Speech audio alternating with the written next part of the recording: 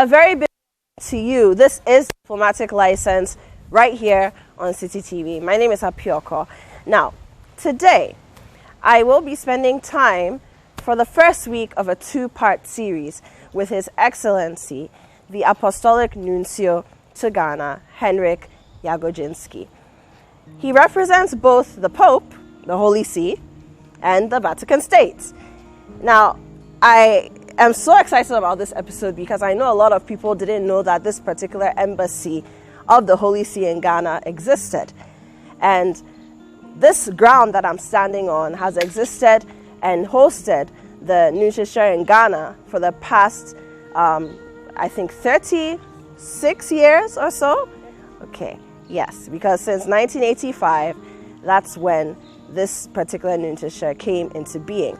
It's the second of the, after the first, of course, that existed not too far away from here, somewhere in Accra, Ghana. Now, when we come back, I play chess, I have lunch, and I have amazing, informative, and special conversations with His Excellency, the Archbishop, Henryk Jagodziński. Once again, you're welcome to Diplomatic License.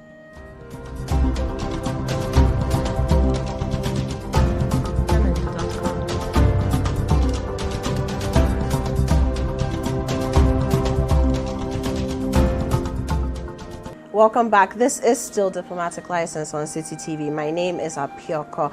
And if you're just joining us, you're not too late. But I will once again tell you who my guest for today is.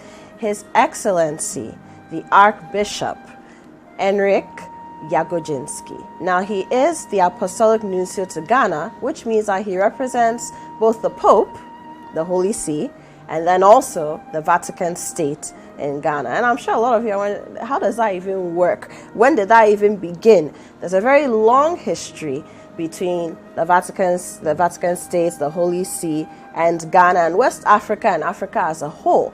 And I'm sure once we start our conversation, that'll become clearer to you. And for those of you who are of the Catholic faith and of the Christian faith by extension, I'm sure there's a lot that you learned today that you most likely didn't know. So welcome and hello to my guest. How are you doing, Your Excellency? Thank you. I'm doing very well. And how are you? I'm well. Thank you for the invitation. And I know we'll be having lunch soon, but I also know you're a chess expert. I'm not, so I'm hoping you teach me. And we've got our starters. Okay, so what are we eating here? Everything. You are eating the ham. Okay, so there's ham. Which comes from Croatia. Yeah. Oh, from Croatia? Yes. This is a Mediterranean ham which is dried. And recently I had guests, some friend of mine who made some charitable works project in Zambia, and coming back from Zambia, he visited also Ghana, and Croatia was my second country, like my destination, like secretary. And so I hope you enjoyed. It's delicious. And it's almost the same like Italian ham. And they, in Italian it's prosciutto, and in Croatian prosciut. That's prosciutto. Prosciut, yes. Okay, so that's ham. Yes, it's ham, but this is special ham, dried ham. Because for the others ham they have other very name. Moist and yes. Interesting. And this is only on the south of Europe, because in the north, for example, in my country, it not exists because our climate is too cold. Okay, wonderful. So we're talking about your country, so let's start from there. You're from Poland. Yes. You're Polish. Now, I don't know how much our viewers know about Poland, but let's talk about what it was like growing up in Poland. You were born there, I imagine. Yes. Okay, so let's talk about the younger years. Which part of Poland you come from? Which part of Poland were you born in? And what was it like growing up? So I was born in small town Małogoszcz in south of Poland. Of perfect pronunciation. So really you should continue with Polish. Because when I was small, I had the difficulties, like every Polish child, with pronunciation of szy czy z, and it was terrible. So after with the age. Thank you. So and it is south of Poland. Yes, maybe not for the many Ghanaians. Is a little difficult to associate where is Poland is.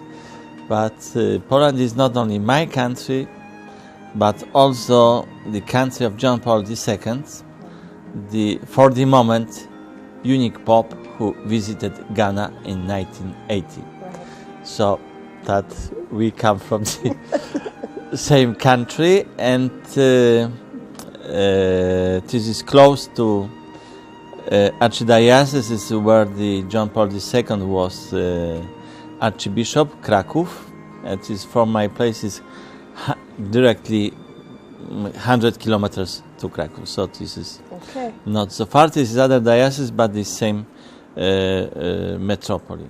So you're almost destined to do the work of the Lord then, because, I mean, from what you've described, you grew up around all that you stand for today and that you're representing here in Ghana. Yes. So I'll extend my question then. What kinds of things were you seeing that you think may have influenced your decision to become, first of all, Reverend Father, and now you're the Archbishop, the Apostolic Nuncio here in Ghana? So, I think this was, now we Catholic, we don't believe in destiny, but this was some kind of what we called, in other words, vocation. And you can imagine I was born 50 meters from the church. And my father... So just next door. Yes. And it was my house where I was born is the house for the sacristan and organist, because my father at that time he was working like sacristan in our parish church. That before what was his job as? No, in Catholic Church, the sacristan take care of the church, prepare everything for the Eucharist, open, close, and also in Poland, practically in every church we have the bells. At that time, this was the last millennium. The bells wasn't electric, and this was you have to go and ring the bell. Yeah, exactly. This was also his job. That before started primary school, I become altar boy. So. How old were you? I think 5 or 6 years old. So from as young as 5? Yes, my father was coming to the church, so I accompanied him. And we have a very beautiful church. So everybody will say that has a beautiful church. But our church is for 1595. 1595. Yes, okay. And has a beautiful decoration from the 17th and 18th century, from time of Baroques. Okay. So for me, like altar boy, it was big pleasure to stay at the church, because it was another world which you didn't find outside. So it was an adventure for you as well.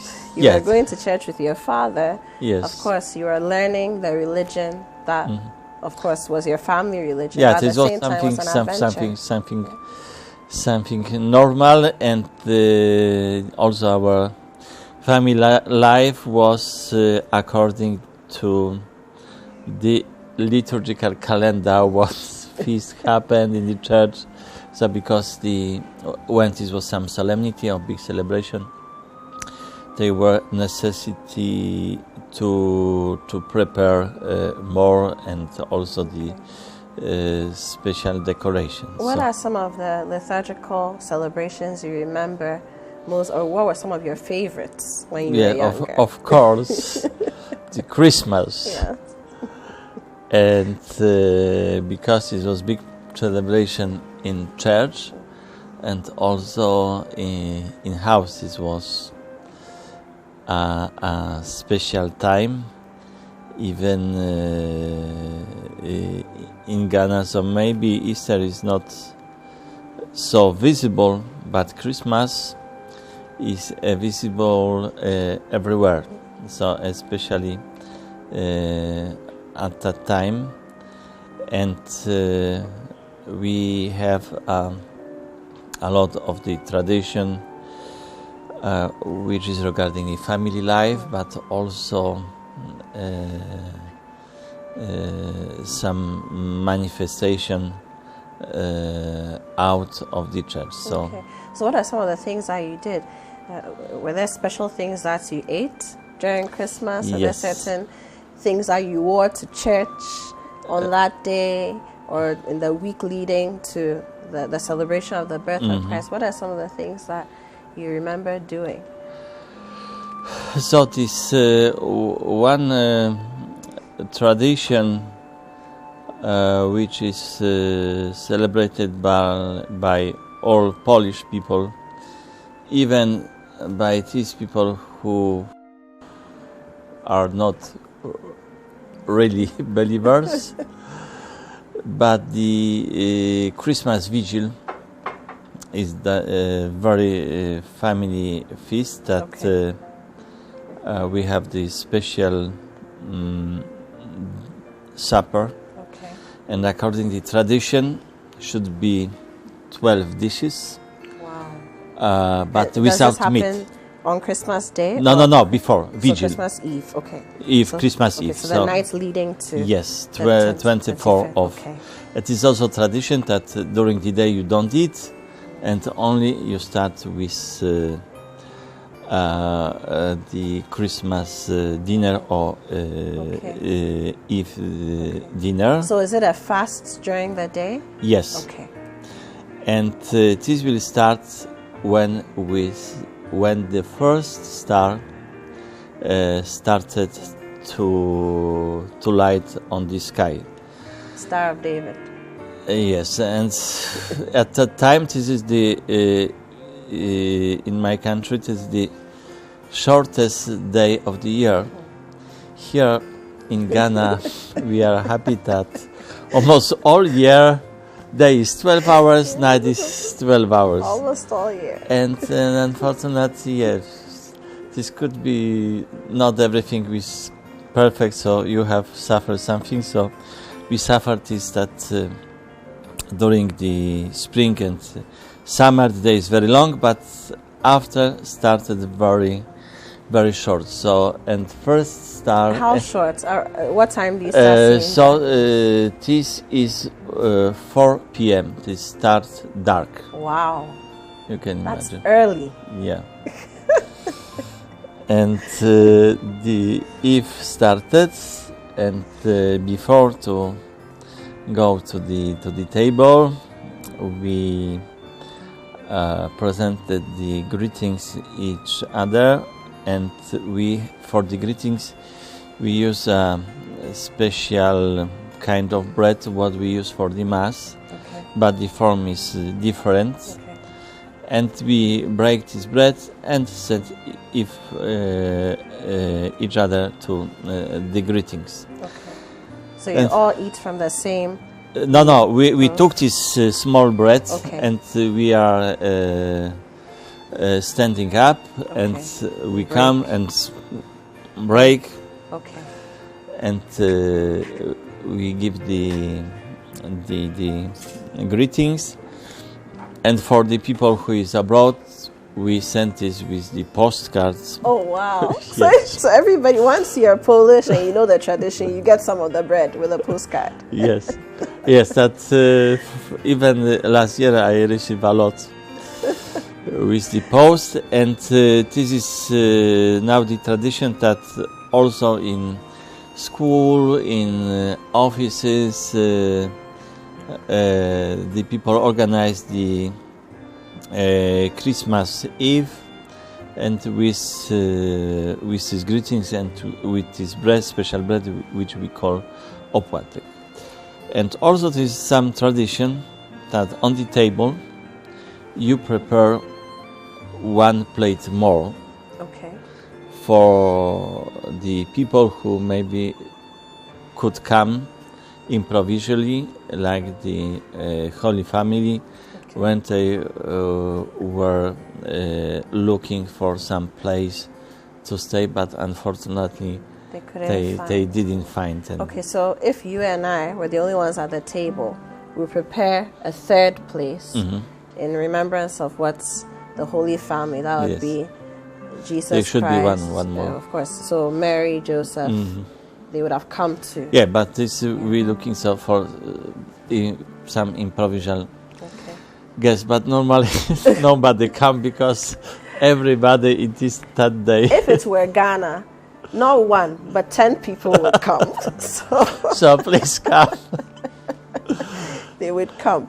And But- also this is the day when after the dinner the children receive the gifts that we call these stars brings the gifts. Wonderful. So, Your Excellency, I'm going to put a hold on the conversation for now. We have a chessboard here, and it's a beautiful chessboard. I haven't seen anything like it, and I'm sure it's not just because I don't play chess.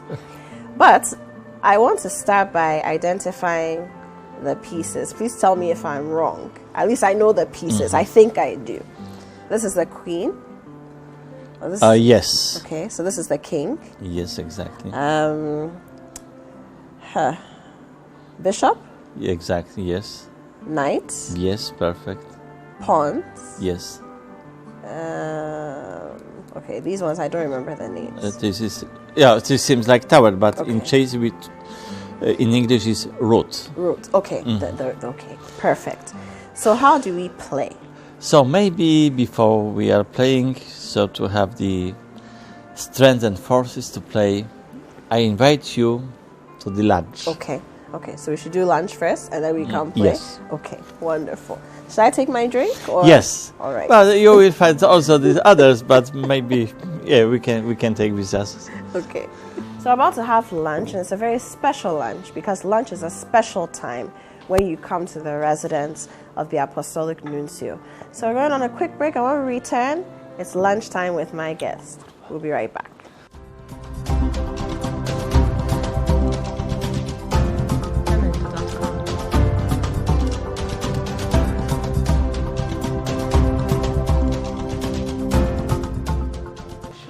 Welcome back. You just witnessed our prayer before we sat down to lunch. And once again, this is Diplomatic License on City TV. And if you're just tuning in, today my guest is His Excellency Archbishop Henryk Jagodziński. Jagodziński. Forgive me, I may butcher that a few times, okay? But His Excellency says I'm doing very well, so I believe I am. So we're having lunch with the Apostolic Nuncio, that's who he is, here in Accra at the nomenclature here in airport, okay?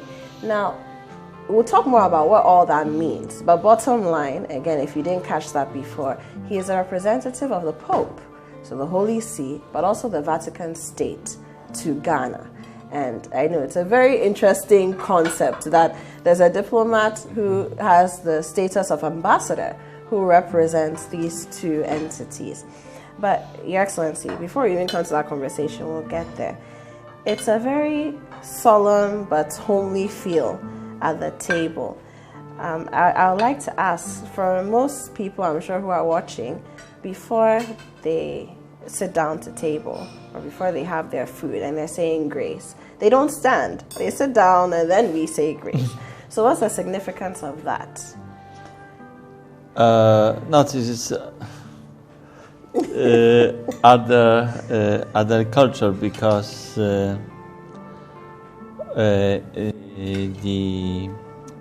in liturgy position to be stand up significance that we put a more attention, and because we are talking to Almighty, the highest yes. authority. So Right. even Okay. even here in Ghana, when the President of the Republic come, everybody stand up. It's true. It's true. That's a very interesting thought. I think I'm going to start doing that at my home. We'll stand and we'll pray before we sit. But this is also to be sitting is more familiar. Sitting is the position that you are hearing. You hear what the other person is talking to you. So in Catholic liturgy, normally we are sitting for the lecture from the Bible, but we stand up for the gospel, because this is something special. Special. Okay. Wonderful. Very, very wonderful. And I have some more questions for you, but in case you're wondering who else is at the table with us, His Excellency requested that the entire crew sit down to lunch. So to my immediate left, I have Lizzie Elizabeth Mensah, makeup artist, stylist extraordinaire, and also serves as a production assistant on the show. So if you see her name on the screen from time to time when you watch Diplomatic License, that's who she is. David Quick, and she's a chief whip. Yes. People don't like trouble with Lizzie. Okay? And we have David Kwekusechi. Of course, you may know him as a co-host on Breakfast Daily, or on the Traffic Avenue, he's Kweku David with Jessica, but he's also the producer of Diplomatic License. And not a very nice one all the time when we're on set, but he's here. Then we've got Nicholas sitting to David's right. Okay, and Nicholas is on the cameras. We've got Nidaku, the Mo Shatter. Now, those of you who follow me on social media, and you see Mo Shatter for almost every picture I take. He's also the director of Diplomatic License. And then Father Emmanuel Mary, very reverend human being, but he's a friend of the show, and also one of the people who has helped us to gain access to His Excellency. And so he's here with us today, and you hear a little bit more about him as we go along. So if any of these people go missing at any point, it's because they're manning the cameras, they can't go off. We need to make sure that we're in tune with you, and that's what's happening here. Okay. So, Your Excellency, back to you. So this is pasta. Yes. Okay, one of my favorites. But you know that our diplomatic corps is very international. Right. And it will be very difficult to provide for everybody his national food. So the truth is that we try to have it Nuncio Italian food, which more or less, with some maybe correction, is acceptable by everybody. Well, I mean, of course, we eat pasta, spaghetti in Ghana. Even with our wache, we call it talia, right? But pasta is a favorite of mine, Love pasta. Okay. And I have another question, Your Excellency. A lot of the time when we talk about Christianity and spirituality, at least for our culture in Ghana, a lot of people like to dissociate alcohol with the conversation or from the conversation. But I have here some red wine, as do you. If you don't mind my asking, is it permitted to drink alcohol within the faith? Excuse me, if you are a Christian, I suppose you read the Gospel, no? Absolutely. And what our Lord drank for Last Supper? Wine. This was not orange juice or milk. And he turned water to wine. Right. Cheers. So, cheers. That's a very interesting comment. And I like the way it was short and sweet. Yeah, short and sweet. And even in Old Testament, I think this will be a very nice book about the wine in Bible, because there's not other alcoholic drinks in True. Bible, only wine. That the wine rejoices in Psalm, wine rejoices the heart of the man. Although we have the bad example when Noah became drunk, but normally in biblical context, wine is also the symbol of the food, bread and wine, and for this reason the Lord used the bread and wine for Last Supper, and also the parable about the Samaritan, and he healed the wounded man with the oil and wine.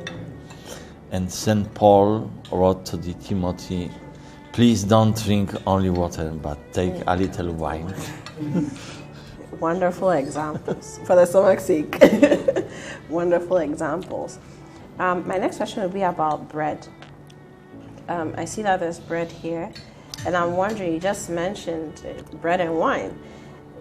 Is there always bread in the meal at the residence of the Apostolic Nuncio? No, but it's not for the biblical reason, but also for the Italian kitchen. Like in mostly European countries, the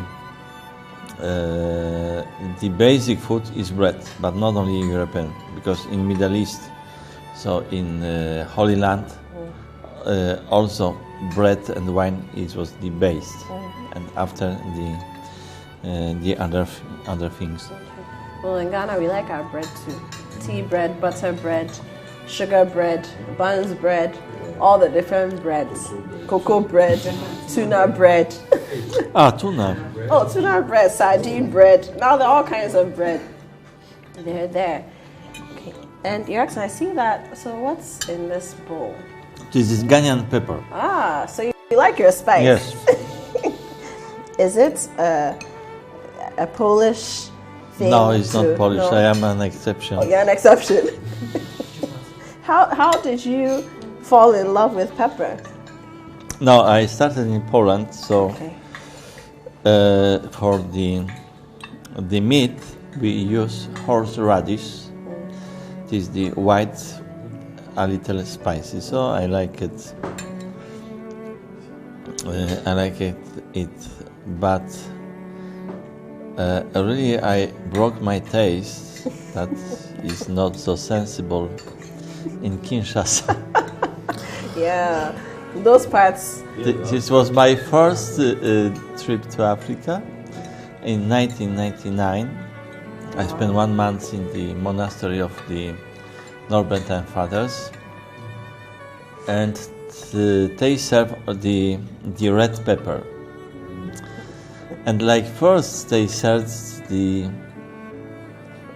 some soup in base of the pork bones, and this soup was very fat. Because I am so not too much assertive, so I wouldn't make the impression that I don't like the food, but really the most things I don't like. So I put a lot of the red pepper, and this was break something in my taste. That's wonderful. And this with the red pepper, this soup become very nice. So they changed color, became the red, also taste. Okay, that's amazing. That's amazing. Now, Your Excellency, I realized, even before today, when the last time we met, you mentioned that you typically have lunch at 12:30, is it? Yes. Is lunch always at the same time as much as possible, and is there a reason for that? Yes, the reason is very simple. For our cook, other people that they know what time Okay. we have break, because when we change all the time, the time of the lunch will be impossible. So, and in Catholic Church we have the tendency to have a little like a monastic life, the same time the mass, same time food, same time prayer, or opposite, same time prayer. Yeah. There's a routine. Yes. Yeah, there's a routine. So in your estimation, I know that you just said, you made a statement, in the Catholic Church there's a tendency to do things at the same time, so you have a routine. But how would you say having a routine helps, first of all, life in general, but then when it comes to one's faith, developing that discipline, how have you found that it can help an individual? I think the both that. Also, what they say, the physician for the health is good to receive the food at the same time, because your stomach started to give some substance for digestion, and when you church all the time, the stomach is a little confused.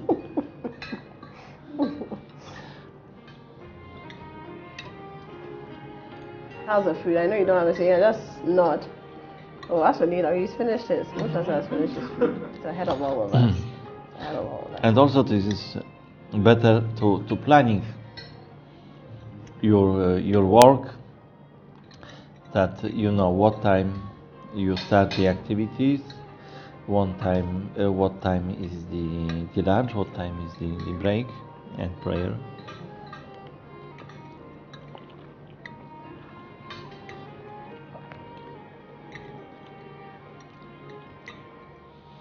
Okay, so if not for our visit, would you most likely be eating something Italian, or you have chosen something else for lunch? No, normally is Italian kitchen with Ghanaian elements. It's yam, cassava, and the fish from the sea, plantain. Important ones. Apart from the Ghanaian pepper, which serves your spicy taste, have you discovered any other Ghanaian food that you really like yet? Yes, I like the fufu. First time I taste in Kinshasa, but this fufu was a little different. Was more gray.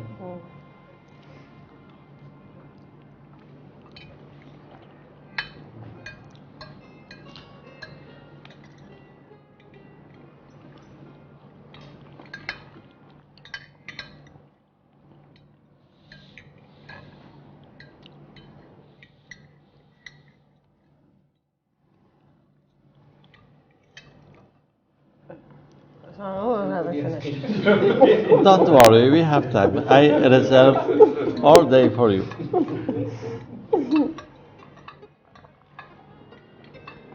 Well, and it's not just because of the cameras. I'm a slow eater. It's better for health. Yeah. My HR manager says that when I'm eating, I count the food. When I was in Major Seminary, we were 120, 150 more or less. And our educator was impressed how it's possible that a big number of people finish lunch in 15 minutes. Well, of course the food was a little different. And even the seminary bought every day the bread, for example. But bread was served like in army from yesterday, not from today. Because from today was too tasty. Because when the bread is fresh and smell, you can eat only bread. And of course, the people eat more bread. So from yesterday, well, No, take your time. Take your time. Your Excellency, so you mentioned that King Shasha was your first posting. no, this was a private visit. Okay, that was a private visit. Yes. Okay, so your first official posting as secretary was where? Belarus. Belarus. Okay, what? And middle official posting was Senegal, because after first year of diplomatic academy, we were sent for 2 months of stage, and I made my stage in Dakar, in Nuncio, in Dakar. Yes, but I was asking, Your Excellency, so younger years in Poland, 50 meters away from the church you were born, Yes. you're talking about some of the traditions, how your father worked in the church. You became an altar boy at 5 or 6. What was your education like? Well, so Polish system in education at that time was 8 years, before this 1 year we called this 0. This was not 0 class, it was not exactly the kindergarten, because we started just to learn something, and it was obligatory. Okay. Because my mom wasn't work, that was not necessary that I was sent to kindergarten. So, but for this 0 class, I was obliged. And after 8 classes of primary school, and then the high school. And What were your favorite subjects in primary school?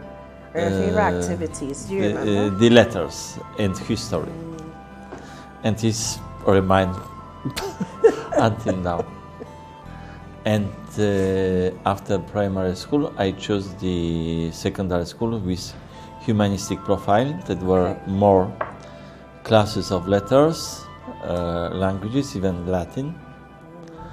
And you can imagine that in this class we were 19 girls and only 3 boys. It makes sense. It makes sense.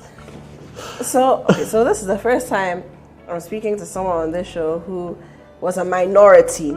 Yes, in that I know at this point in your myself life. what it means to be minority. 4 years. No. 4 years. One of only 3 males amongst all. And these after women. was only 2 because his third colleague had some problem with the education, and he was concerned to we call this the evening classes. Okay. So the level was a little less. Yeah. So now there are only 2 of you. So we finished. We are 2. 2 men, 2 men. 19 women. Yes. What was that experience like? No, very, very nice. And at this point, did you know for sure that you were going to enter a life of service Yes, for the yes. Lord? So now somebody will say, there are 19 women in your class. How did you not decide, I'll just get married? No, because I knew them very well, so I was sure. The calling was there. No, but I am kidding, of course. But I think from everywhere you should have vocation. So fortunately in Ghana you don't have this problem, but in Europe or in North America and in Australia, it is big problem of divorce.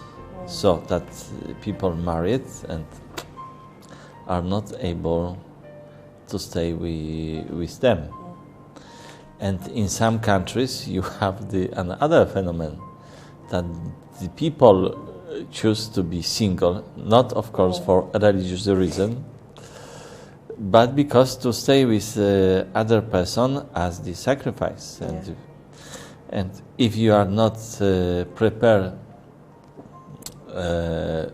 for the sacrifice, your family life will fall, because from both parts it needs sacrifice, and especially when children come in the world. That you can say no because it's my time, so I have the right to enjoy. No, sometimes you should sacrifice what is very precious for you. I mean that is a very profound statement, and I mean about marriage, but about sacrifice as a human being. At some point, you need to sacrifice what is precious for you, so that the person that you care about, or the person that you love. When this is true love, you are ready to sacrifice. Because if you wait that other person offers something for you, well, this is a difficult call. That is the true love. And I think the problem is that in many European countries, the families are very small. They have one child or maximum two child. And when you have one child, of course you focus this attention of this one child. And for this child, it's natural that whole world is for him. And sometime after he has difficulties to make the sacrifice, not because he's a bad person, not because he didn't have this experience. So in my family I have one brother and one sister, so we are three. Okay. So for Ghanaian standard maybe it's not a big family, but at that time, so we were considered like numerous family, and I am still the last. Oh, you're the baby in the family. And my brother is 8 years older than me, and sister 6 years. Wow. So of course I was not happy with that, because many times, very often, I should wearing the clothes of my brothers, and even some clothes of my sisters. So I'm like, whoa! My colleagues are wearing the new, and me should suffer the old one. But if I was one chance, I didn't have this experience, no? Yeah. If you're a single, you have everything. Yeah. New clothes all the time. And even you receive some chocolate, me or my brother and sister. This was like the law, so you couldn't eat yourself all chocolate. No, you should share. Even if you don't want to. Yeah, even maybe they will know. But that's a wonderful observation, and I like what you said, that maybe you don't see it so much in Ghana or in our parts of the world where divorce rates may not be so high, but the rate is going up. I don't know if we should attribute it to globalization, to higher education, to... I think no, there is not. I had the opportunity, also thanking to the Lord, that's made one part of my seminary in Paris, in France. And for me this was very curious and nice discovery that in France, what we call high society, of course some part of high society, the descendants of some aristocracy or bourgeoisie, they had a lot of children, 4, 5, 6. And they were very pious Catholics, but of course this was some part. That not mean that everybody in France who come from the are descendant of aristocracy had this, but they were very numerous. Okay. And even when I was in India, I met it was a very interesting family, because the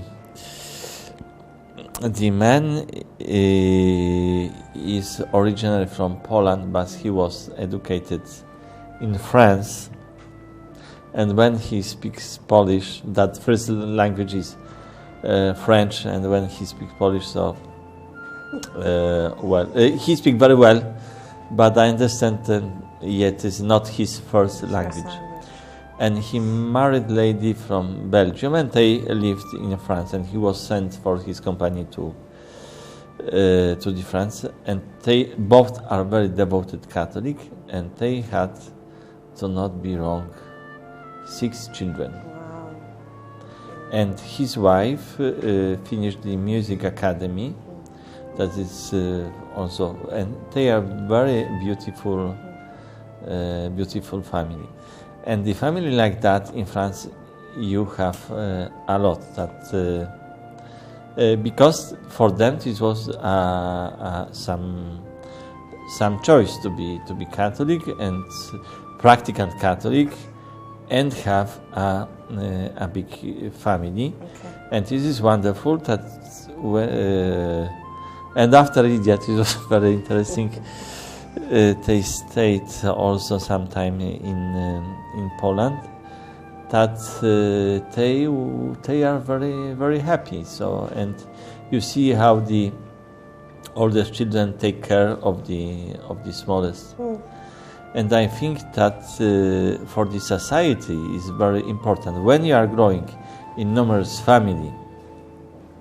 So for you it's normal that you take care of others who has problem, he is not so strong like you, and this is natural. Just because of your family setting, you learn that you have a responsibility. That if you are one child, for you it's natural to all is focused on you, and you don't notice that. And when you are in numbers, this is different. So the small experience I had in my family, that you understand that not everything is for you. You should understand some difficulties, and you couldn't only ask, I would like to have this or that. That's wonderful. So I've heard several times, I'm not Catholic myself, but I do have a lot of Catholic friends, Catholic family members. Moshe says here he's Catholic.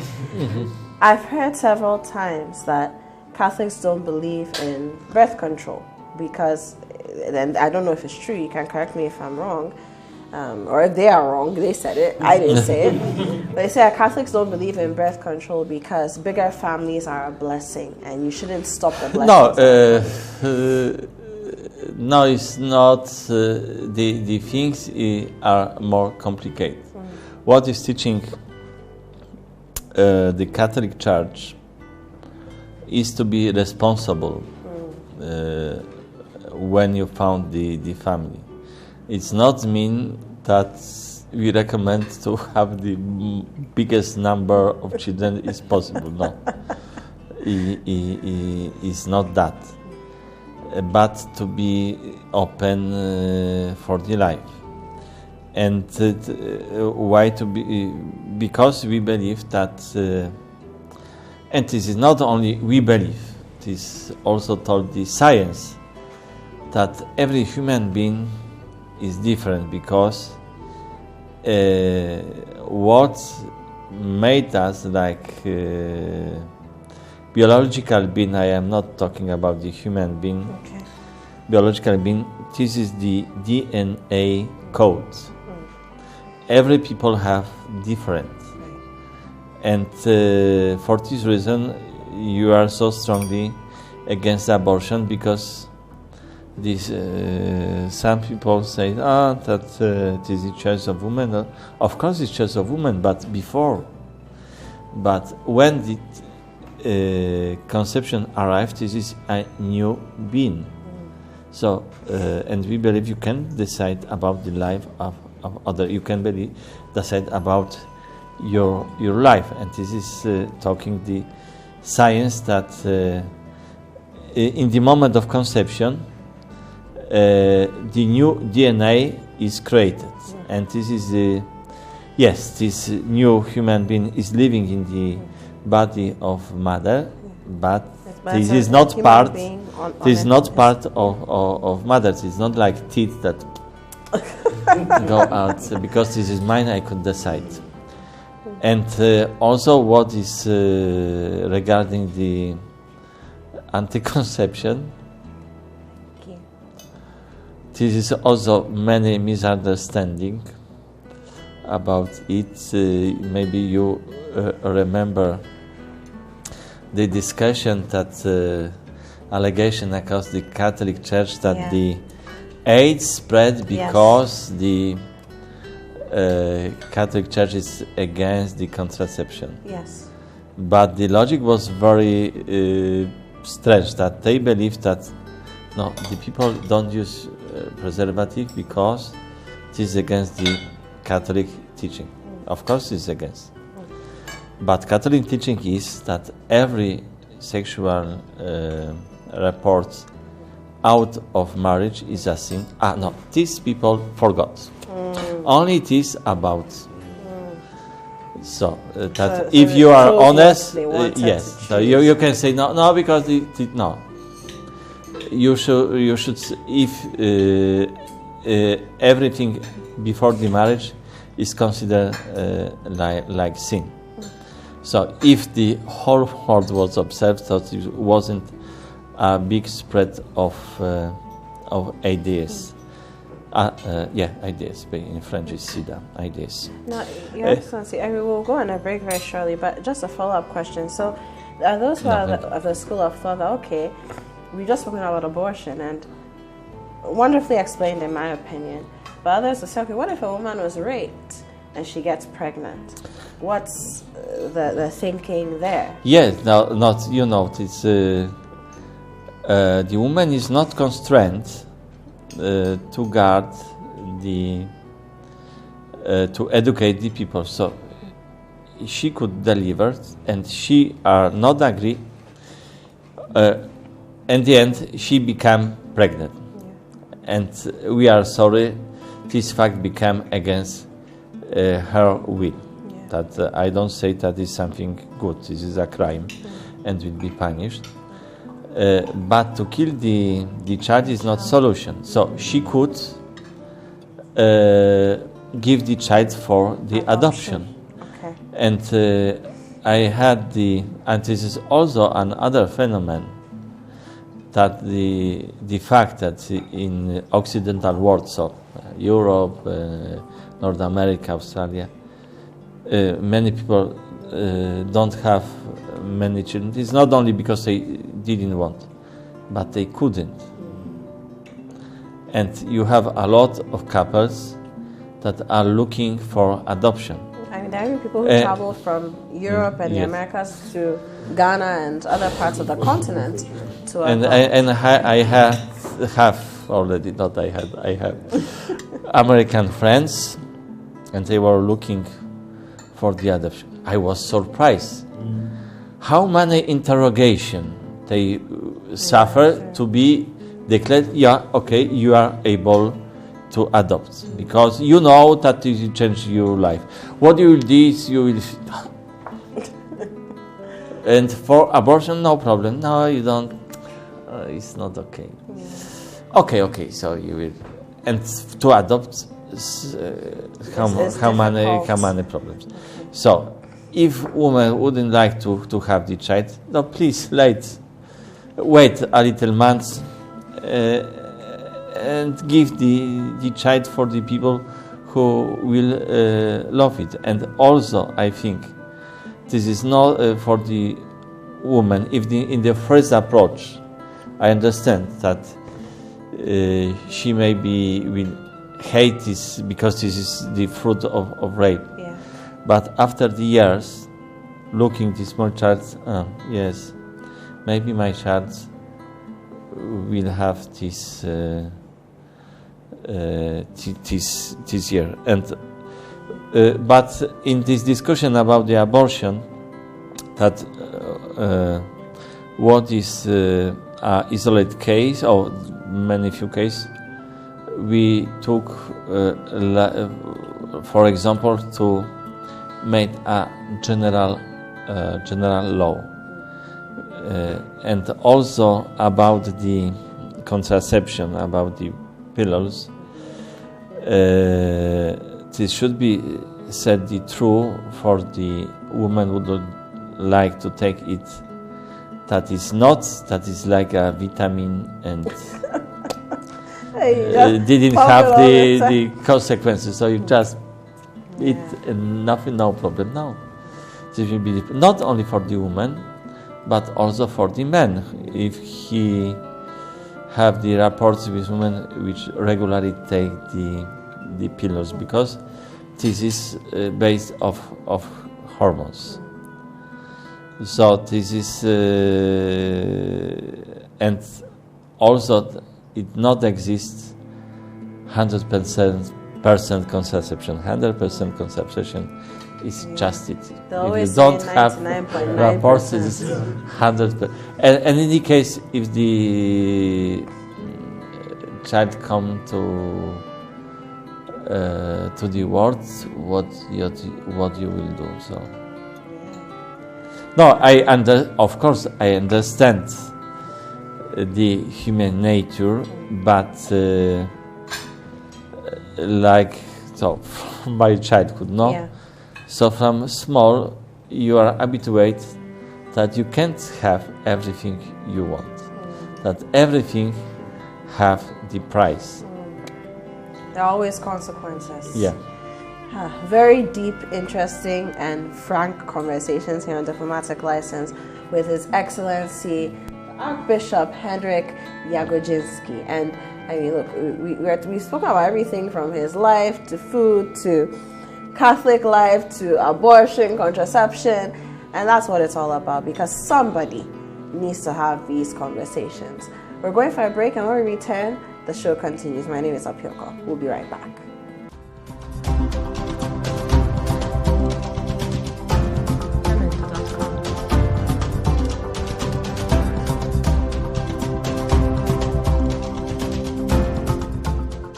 Look, I don't think I've had let me not offend my previous guests on the show, so let me choose my words carefully.